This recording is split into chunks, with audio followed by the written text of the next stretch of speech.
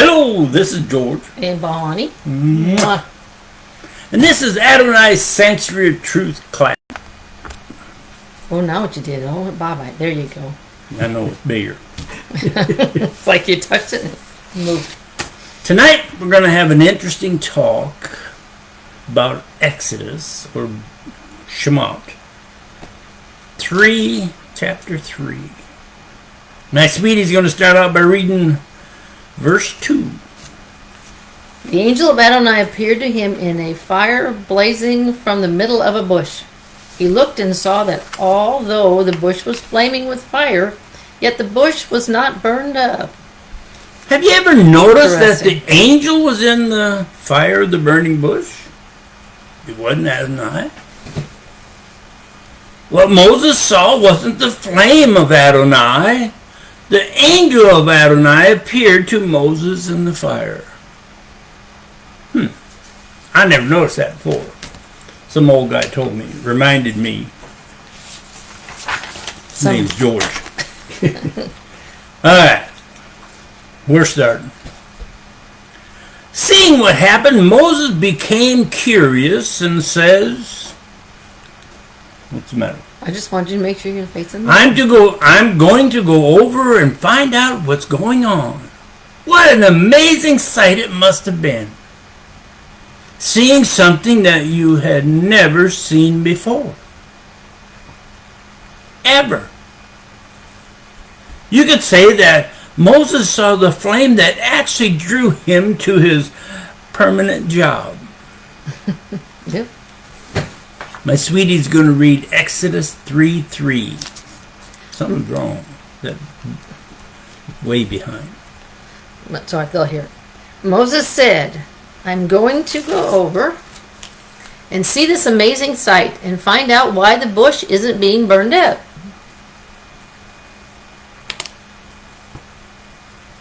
Then we see that while the flames burned, Adonai was also noticed that Moses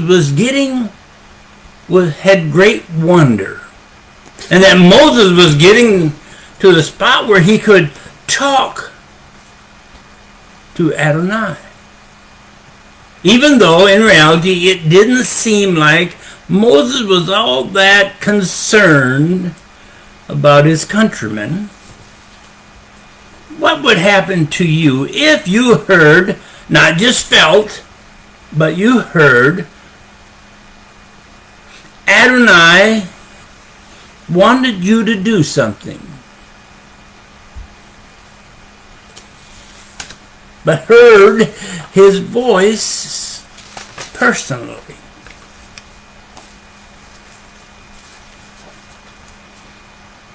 Think about it. If you were sitting alone or someplace and you heard George or anybody do this, how comfortable would you be doing it, even though nobody understood your act of doing except Adonai himself, the one who gave you the direction in the first place? Now we know almost all are saying, well, if it was God, of course I would do it. Interesting. The smallest example is if you have read a book or even seen our topic talks, and you still call his son by a name, a made-up name, one that the Messiah was never actually really called. Not one time, yet you would do what Adonai states to you without questioning why.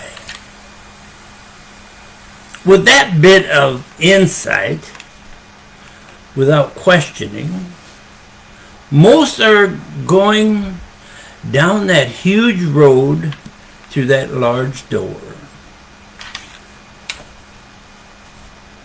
That's the spot for all those well-intended individuals, good people, walking with their preacher, priest, or rabbi teacher because you listen to one of them, one of those three, instead of Adonai himself. Now, people, listen to what Adonai tells you, not us or anyone. When Adonai calls you, here is what will happen. Read chapter 3, verse 4 and 5, please. When Adonai saw that he had gone over to see, God called to him in the middle of the bush, "Moses, Moses." He answered, "Here I am." He said, "Don't come any closer. Take your sandals off your feet, because the place where you are standing is holy ground." Take off whatever world has put on your feet, leading you away from Adonai to follow any worldly idea or made-up person.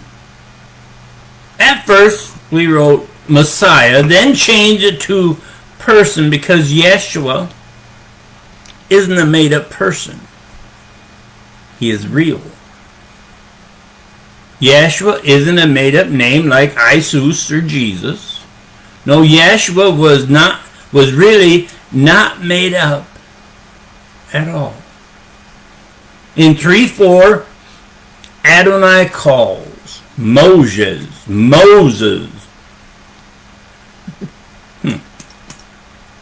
Could the point be in 3:5?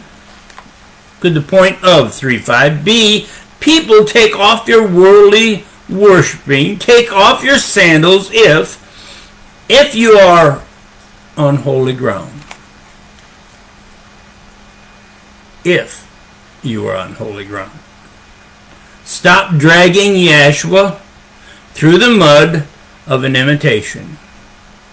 The place you should want is holy ground where no imitation will do. But 99% of the people are comfortable wearing those sandals you love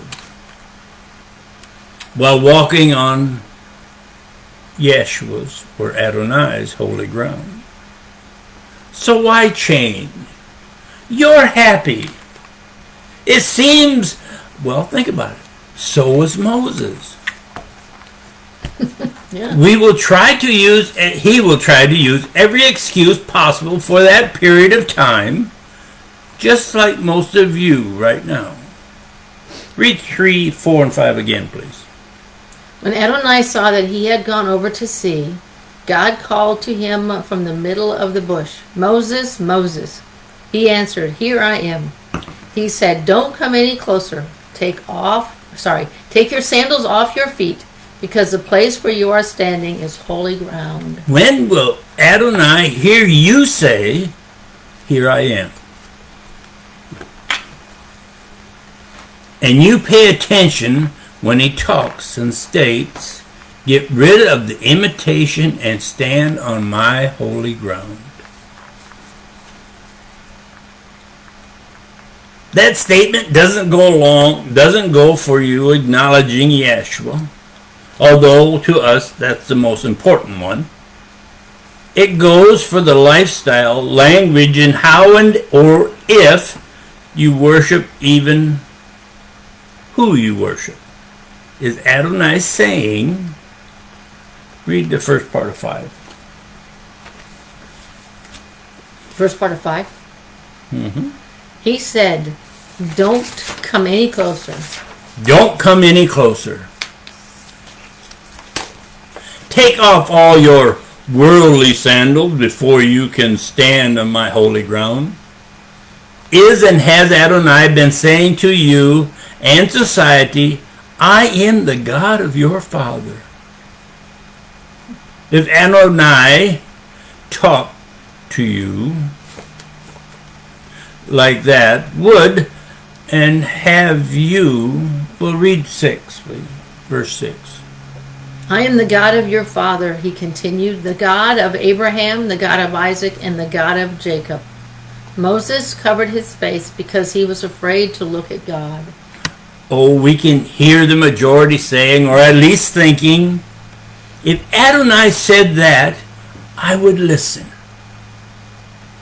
Your whole life, Adonai has been talking, only you don't listen very often. No, you listen to a teacher, preacher, priest, or rabbi teacher. If you have been with us at least or over the last 3.5 years, you should know it's not about us. No, it's about Adonai and his letters to the people who will listen. Are you afraid of what Adonai might say to you?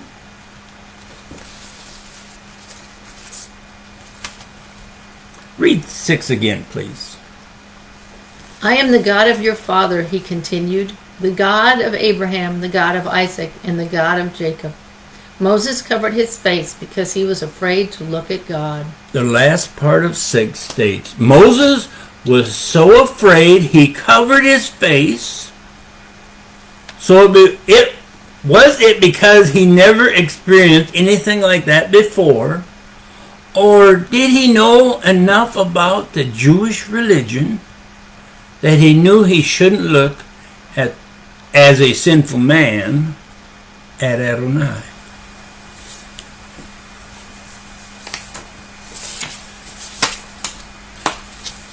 Read Exodus 3:7, please. Adonai said, I have seen how my people are being oppressed in Egypt, and have heard their cry for release from their slave masters, because I know their pain. I've heard their cry for a release from their slave masters. I know their pain. Interesting. He's heard their prayers. He's heard their wants and desires. Now my sweetie's going to read 8 through 10. I have come down to rescue them from the Egyptians, to bring them up out of that country to a good and spacious land, a land flowing with milk and honey, the place of the Canaanites, Hittites, Amorites, Perizzites, Hivites, and Jebusites. Yes, the cry of the people of Israel has come to me, and I have seen how terribly the Egyptians oppress them.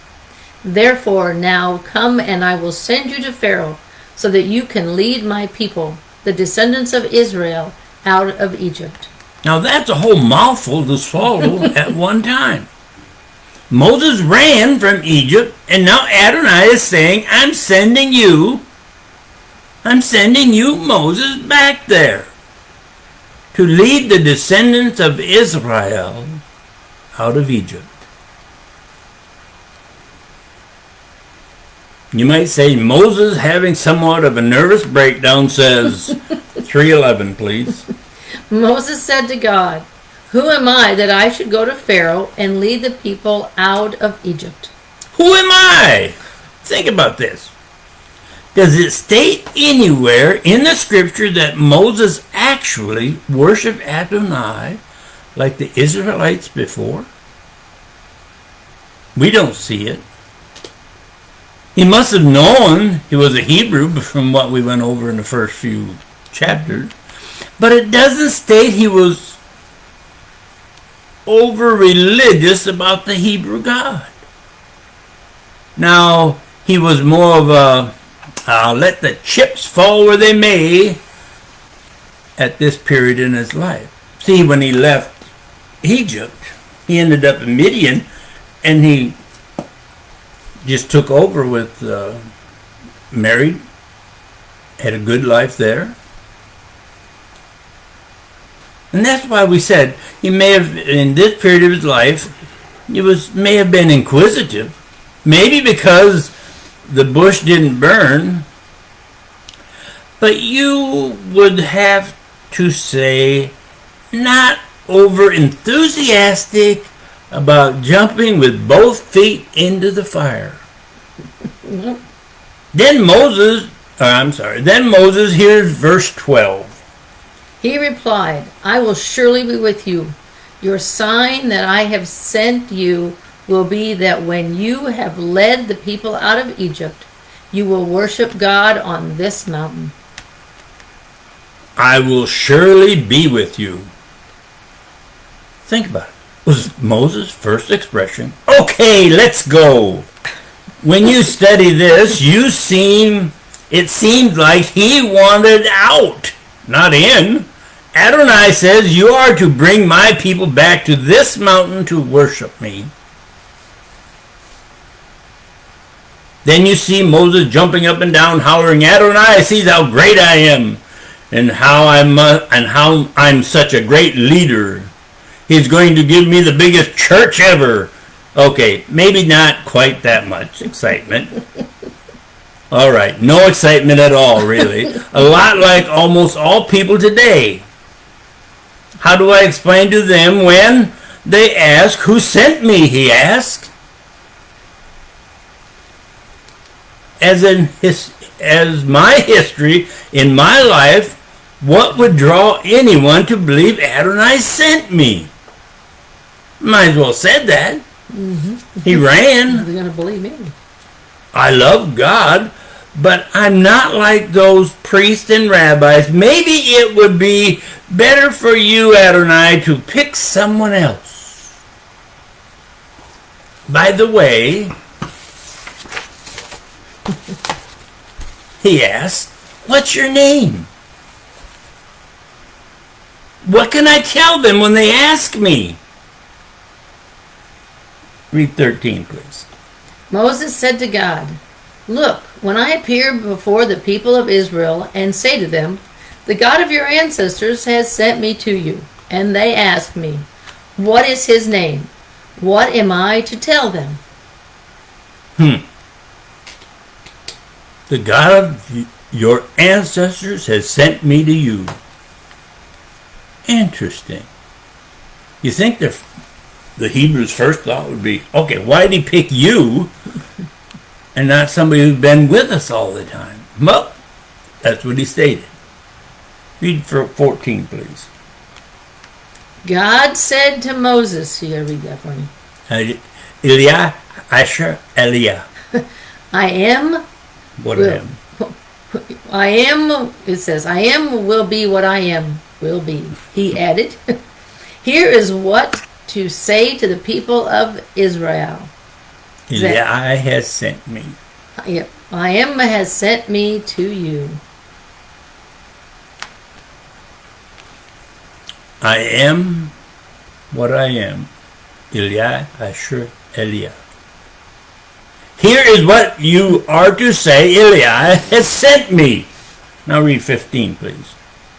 God said further to Moses, say this to the people of Israel. Now you can read that one too. Yehuda. Yeah. Yahuwah. Adonai, the God of your fathers, the God of Abraham, the God of Isaac, and the God of Jacob has sent me to you. This is my name forever. This is how I am to be remembered generation after generation. Adonai, Yahuwah, the God of your fathers, Abraham, Isaac, and Jacob, has sent me to you, and this one act will be remembered from generation to generation. That's kind of an interesting statement. There seems to be one statement that is left out of any preaching in Exodus or Shema 3:15. Read 3:15 again, please. You can't make me read those words. No, you just tell me when. Which God said further to Moses, say this to the people of Israel. I need the Hebrew words. Eli? No.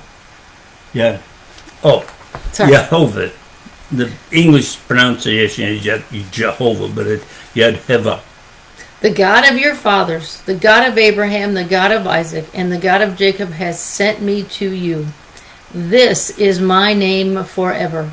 This is how I am to be remembered generation after generation. This is how I am to be remembered generation after generation. What is to be remembered? Yehovah, Adonai. Is the same God of Abraham, Isaac, and Jacob has sent me to you. And as it states, Adonai is my name forever. Now I looked up in a couple places, a couple different spellings of Adonai. You know what the one thing it says about it? Adonai, it states, for God only. That's the only thing they were to use Adonai for. It states Adonai means for God only. Why has translators used other names in 3:15? States Adonai is my name forever. They have changed the Father's name as well as changing his Son's name to fit a religion. Their religion, your religion. They came up with two names to belittle Adonai and Yeshua to their denominational damnation. Their followers, their leaders, there in your walk isn't through Yeshua or Adonai. In 99% of the time, it's through an imitational name to a false named God. Most of the time, the Hebrews don't even use God. They use Adonai. Because they're not supposed to use Jehovah. That, you might say, is too harsh. It may be harsh, but it's the truth. By reading the scripture. In this case, brainwashing is easy, while the cold, hard truth, you might say, is essential. Now, the last couple of days I've been going over this, and I found this piece of paper I wrote a long time ago. So I'm going to throw this in. This is for extra credit for anybody who's keeping score. Bonus. Pardon? It's a bonus. It's a bonus. It's a bonus. That's what my boss said. It's titled Substitution. Now that is a strong word with huge consequences. Substitution. Biblically speaking, it has danger as its headline. No, that can't be. Why, everybody knows that on Christmas it's all about an old fat man named Santa. They even have that guy in your church every once in a while substituting and handing out candy. The birth of our Messiah, that's who they're substituting. Oh, they may mention the birth, but look at all the substitutions going on. How about his death, burial, and resurrection? The society of today call it Easter. And we all know that the scriptures are full of those helicopters flying over churches, dropping chocolate-colored or chocolate eggs instead of the truth. Substitution. The last one is, how many, if ever, have you heard your preacher, priest, or rabbi teacher, or any religious leader call the Messiah by his true Hebrew name? Now, you can't tell me that he had an English name, because that language didn't come about until 800 to 1,000 years after he was crucified. So he had to have a Hebrew name. Well, I'll put it this way. I think he had a Hebrew name. They wouldn't have, the angel wouldn't have come down and told Miriam to give him a name that isn't going to be around until 800 years. That doesn't make any sense. So we have an imitation named Messiah, and we just learned in Shemot or Exodus 3:15 that Yod-Hava, Adonai, is my name forever. This is how I am to be remembered. Now it says, generation after generation. Doesn't stop. So far we have a fat old man instead of the birth, an Easter bunny with chocolate eggs, and the eggs falling from a helicopter instead of the death, burial, and resurrection, and a made-up Messiah's name, along with an imitation from what we have just learned for the name of Adonai. We wonder why he wanted to call this substitution. Interesting, to say the least. We do wonder how much substituting your church, denomination, yes, even your religions, try to pull.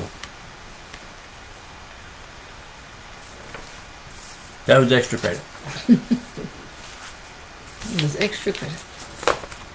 Back to Exodus. Gotta make sure where I'm at. Yep. Go. Now my sweetie's gonna read 3:16. Go gather the leaders of Israel together and say to them, Adonai, the God of your fathers, the God of Abraham, Isaac, and Jacob, has appeared to me and said, I have been paying close attention to you and have seen what is being done to you in Egypt. Here's something that I noticed when I was studying. And she wasn't supposed to read that just quite yet, but that's okay. I'm sorry. Now 3:16 tells a whole lot that very seldom is told that much about. Even though the Hebrews were in bondage, they still had their leaders. Now read the first part of 16. Just the first part.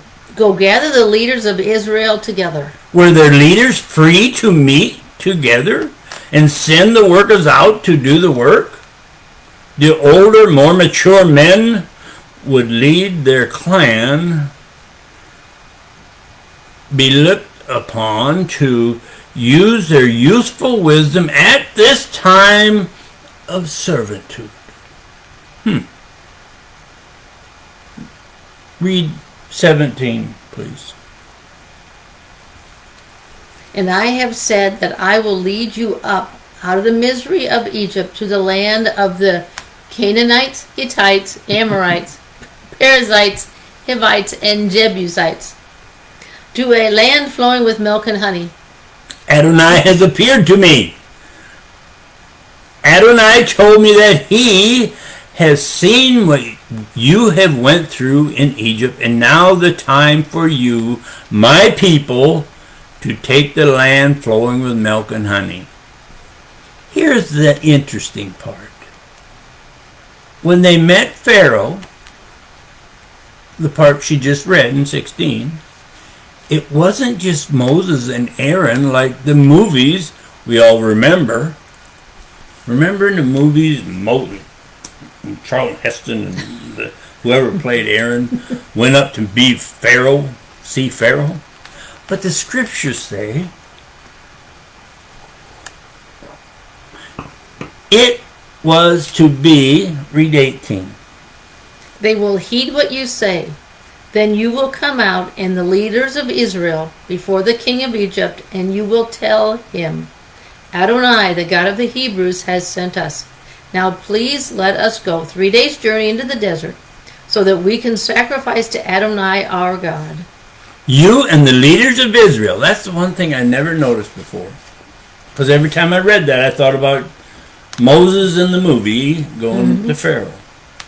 Now we notice that it's not just Moses and Aaron. It says, you and the leaders of Israel will go to Pharaoh, their king, tell him the king of the Hebrews, Adonai, has sent us. Tell him we only want to travel 3 days in the desert. Then we can sacrifice to Adonai our God. Is that what that says? That's what it says. I knew I got something right. Then Adonai tells Moses something strange. Well, it seemed kind of strange to us anyway. He says, that won't work, but do it anyway. Read 19, please. I know that the king of Egypt will not let you leave unless he is forced to do so. In reality, he will not care what you say until he has nowhere to turn. Then he will let my people go. In other words, that won't happen right away. Not until, read 20. But I will reach out my hand and strike Egypt with all my wonders that I will do there. After that, he will let you go. Then he will let you go. You won't go empty-handed, though. No, read 21. Moreover, I will make the Egyptians so well disposed toward this people that when they let you go, you won't go empty-handed. The Egyptians will be so glad to get rid of you. Read 22. Rather, all the women will ask their neighbors and house guests for silver and gold jewelry and clothing, with which you will dress your own sons and daughters. In this way, you will plunder the Egyptians. Go ahead and ask the Egyptians for silver, gold, jewelry, clothing. Dress your sons and daughters with this plunder. Dress your sons and daughters with this plunder from the Egyptians. My paper says stop. What I thought was kind of cool about this is he told him up front. He told him up It front. wasn't like he had to go through all the plagues and then figure it out. No, he knew He from knew the up front beginning. before he got there. And I never saw that before. And think about it. You know, he told I would assume, it's not always good to assume, but I would assume he would have told the other leaders what was going on so they could calm the people down, so they wouldn't riot. I just thought it was kind of amazing that he knew ahead of time before he left. Yeah. So He Moses asked to leave for 3 days, but it's not going to happen. actually Moses shouldn't have been caught off guard, No. not like the movies show.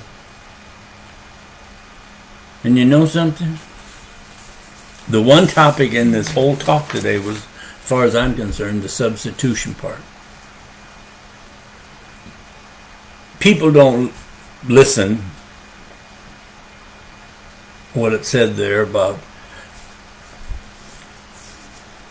Yahuwah, Adonai. In other words, Adonai, and when I looked it up, it said for God only. And that's for generation after generation. And like Brother George and I talked many times, and we've come to the conclusion that with what we've learned in studying and what we found out today in this section, they substituted Yeshua. And you never hear Adonai spoke of in churches. And it's a substitution for both if you really think about it. Well, that's it for tonight. You're tired of hearing me talk anyway. God bless. Have a good week, guys. Please like and share it. Have a Even great if one. you don't like it, send it to your enemies. That's right. All right. Have a good week. Bye. Oh. Wait a minute.